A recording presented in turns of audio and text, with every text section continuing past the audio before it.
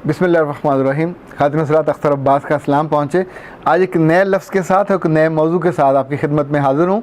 Gold digger एक बिल्कुल नया लफ्ज़ है मेरे लिए, नहीं आपके लिए भी नया होगा, क्योंकि बाज़ दफ़ा हम उस कैफियत से तो गुज़र रहे होते हैं पर हमको उसका जो नोन नाम है उसका इल्म नहीं होता। हुआ ये कि एक ही दिन में मेरे पास 2 क्लाइंट ऐसे आए कि जिन्होंने ये लफ्ज़ इस्तेमाल किया।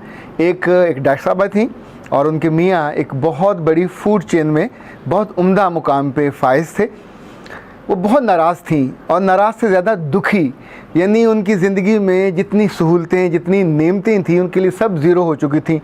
उनके पास अपनी गाड़ी थी, अपना घर था, अपने माशाल्लाह 4 उनके बच्चे थे और बहुत अच्छे स्कूलों में वो पढ़ रहे थे। बट शी वॉज़ वरी, और वो पूरी रूह तक नाखुश थी। तो मैंने पूछा क्या वजह, तुम इतनी नाराज़ क्यों हो? उसने एक कागज़ निकाल के मेरे सामने रखा। उस कागज़ में 4 टेलीफोन नंबर थे और एक फ़ोन नंबर पे यूँ मोटे मोटे सुर्ख रंग के दायरे थे। तो मैंने पूछा ये कौन है? उसने कहा ये वो लड़की है जो मुसलसल मेरे मियाँ को कॉल करती है और उससे ये घर पे बाहर आते जाते कहीं ना कहीं लंबी बात करते हैं और इसने मेरी ज़िंदगी को जहन्नुम बना के रखा हुआ है। जिस लम्हे वो खातून ये बात कह रही थी, मुझे आप में से कुछ लोगों के तबसरे याद आए कि सर आप लोगों के सिर्फ मसले सुनते हैं या उनका हल भी निकालते हैं। तो मेरी प्यारी बच्चियों, मैं उनका हल निकालता हूँ। तो मैंने उससे कहा ओके, हम इस काउंसलिंग के और मेंटोरिंग सेशन को यहीं रोकते हैं, एक कॉल मिलाओ और कॉल मिला के इसको ज़रा स्पीकर इसका ऑन करो। उसने कॉल मिलाई, वो खातून लाइन पे आई तो उसने पूछा कौन? तो इसने कहा मैं मिसेस फरहान बात कर रही हूँ। उसने कहा ओह, तो तुम सर की बेगम हो। अब वो इसका मतलब ये हुआ, पहली जो बात हमें इल्म हुई कि वो बॉस थे और वो उसकी मातहत थी। तो उसकी बेगम साहबा ने, डॉक्टर साहब ने उससे कहा कि तुम हमारा हंसता बसता घर है, सुकून वाली हमारी ज़िंदगी है, तो तुम मेरे मियाँ की जान क्यों नहीं छोड़ देती? उसने कहा मेरा तो उससे कोई ताल्लुक़ वास्ता नहीं है और तुम्हें शायद इल्म नहीं है कि मेरी तो अभी पिछले महीने शादी हुई है और आपके मियाँ ने मुझे इतना सारा सामान तोहफे में दिया है। उसने कहा क्या मतलब, कौन सा सामान? उसने कहा कि मुझे उन्होंने एसी भी दिया, मुझे उन्होंने फ्रिज भी दिया और जो मैंने चीज़ें इलेक्ट्रॉनिक्स का ज़्यादा सामान था उन्होंने दिया। ओ माय गॉड, उस खातून ने कहा वो तो लिस्ट मैंने भी देखी है, उनके जेब में से थी और मुझे समझ नहीं आ रही थी कि ये मेरे घर में सामान तो आया नहीं है, तो ये बिल किस चीज़ का है। अभी बात जारी थी, उस खातून ने फिर कहा कि देखो आप डॉक्टर हो, आप एक घर वाली हो और आपका ज़िंदगी जमी जमाई है, बसी बसाई है। मेरा ताल्लुक़ उनसे कुछ 2 साल रहा, पर उस ताल्लुक़ में एक दिन भी मैंने उनसे मोहब्बत नहीं की। नंबर 1, वो मेरे बॉस थे। नंबर 2, नंबर 3, मेरे दिल में पूरी आरज़ू थी कि मैंने उनसे कैसे फ़ायदा उठाना है, सो आई डिड दैट। नंबर 4, वो आसानी से बेवकूफ़ बन जाते, मैं क्या करूं? तो उनको मैं बेवकूफ़ बनाती थी। नतीजतन जब मेरी शादी होने लगी तो उन्होंने मुझसे ऐसे पूछा जैसे बड़े पूछते हैं कि तुम्हारे लिए मैं क्या करूं, और ये जो महंगे महंगे आइटम्स थे मैंने उनके ज़िम्मे लगाया। खातिन हज़रात, जब फ़ोन बंद हुआ तो उसके कई सारे फ़ायदे हुए, लेकिन मैंने सबसे पहले डॉक्टर साहबा से कहा she is a gold digger, GOLD और DIGGER। अगर इसको डिक्शनरी में देखें, ख़ास तौर पे इंग्लिश डिक्शनरी मुख्तलिफ हैं, वो कहते हैं कि ऐसी खातून जो लालच में किसी मर्द से ताल्लुकात बनाए। आप सोचिए, ये एक गिरा हुआ मकाम है। तौइफ भी यही करती है, लेकिन वो सिर्फ एक रात के लिए करती है। और ऐसी खातून जो किसी भी घर से हो सकती है, ये पढ़ी लिखी हो सकती है, ये जॉब वाली हो सकती है, ये किसी कम आमदनी वाले घर से हो सकती है, ये किसी कम वसीला सरकारी मुलाजिम की घर से हो सकती है, ये किसी कमज़ोर बिजनेसमैन के घर से हो सकती है। कभी बड़े अच्छे उम्दा वैल्यूज़ वाले फैमिली या घर से ये लड़की नहीं होगी। ये खातून भी हो सकती है, ये शादीशुदा भी हो सकती है और ये बिना शादी के भी हो सकती है। जिसके दिल में लालच का कीड़ा होगा वो यही काम करेगा और वो अपने आप को जस्टिफाई करेगा कि he was a fool and I was making him a fool. मैं ना बनाती तो कोई और बना लेता। ये जो सोच है, ये कुछ 1 या 2 लड़कियों में नहीं है, ये बहुत सारी लड़कियों में है।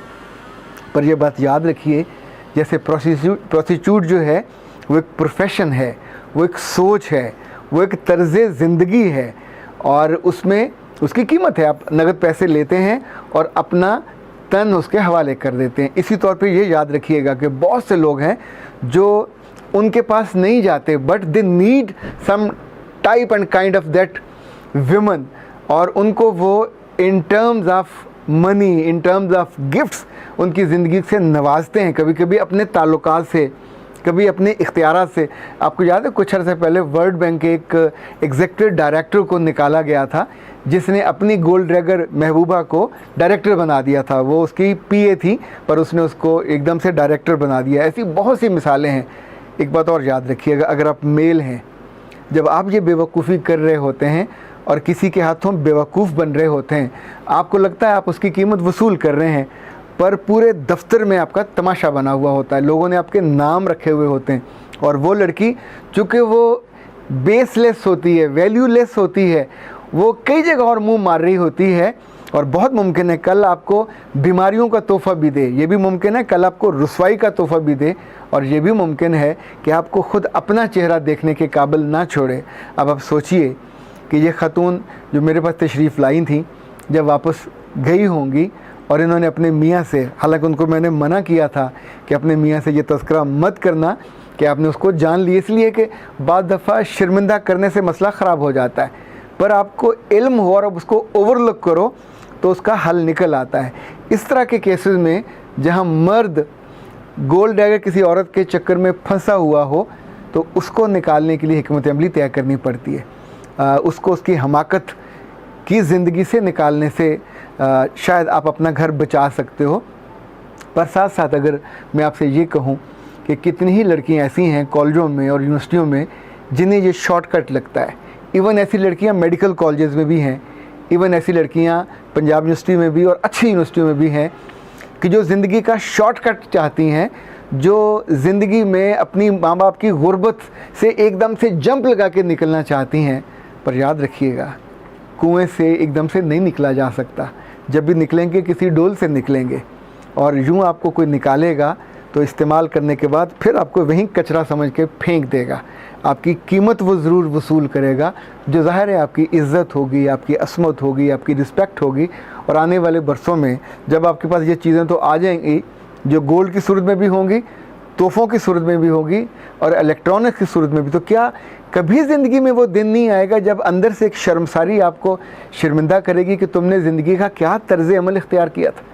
यानी ये अप्रोच, आप एक इज़्ज़तदार, आपको रब ने किसी तवाइफ के घर पैदा नहीं किया, किसी प्रोस्टिट्यूशन के अड्डे पे पैदा नहीं किया, आपको एक इज़्ज़तदार घर में पैदा किया।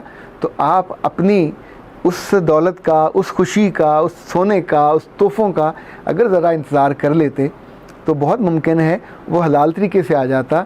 और यूँ किसी के लिए मसला बन के, किसी के साथ अपने आप को जोड़ के, उसकी ज़िंदगी से खिलवाड़ करके और अपना सब कुछ लुटा के अगर आप इस नतीजे पे पहुंचते हो कि आपने कोई चालाकी की है, तो मुझे नहीं लगता कि ये चालाकी है। ये एक और बड़ी हमाकत है। किसी अहमक से आप अहमक बना के उसका माल तो ले लेते हो, पर उसके बदले में सिर्फ बातों से काम नहीं चलता, आपको सब कुछ लुटाना पड़ता है, सब कुछ देना पड़ता है। वो भी इतने सादा नहीं होते और वो उसकी पूरी कीमत वसूल करते हैं। पर आने वाले बरसों में आपको अपना चेहरा देखना भी पसंद नहीं होता, आप अफोर्ड नहीं कर पाते। जब जब बीते दिन याद आते हैं, जब जब अपनी गलतियाँ, कोताहियाँ, गुनाह याद आते हैं, तो तब तब आप शर्मिंदा होते हो और तब तब आप उस लम्हे को याद करते हो और आपको दुख होता है। मेरा रब आपको इस दुख वाले लम्हे से बचाए और आपको आसूदगी और इज़्ज़त वाली ज़िंदगी में हिफ्ज़-ओ-मान से रखे। अख्तर अब्बास को इजाज़त दीजिए। अस्सलाम वालेकुम।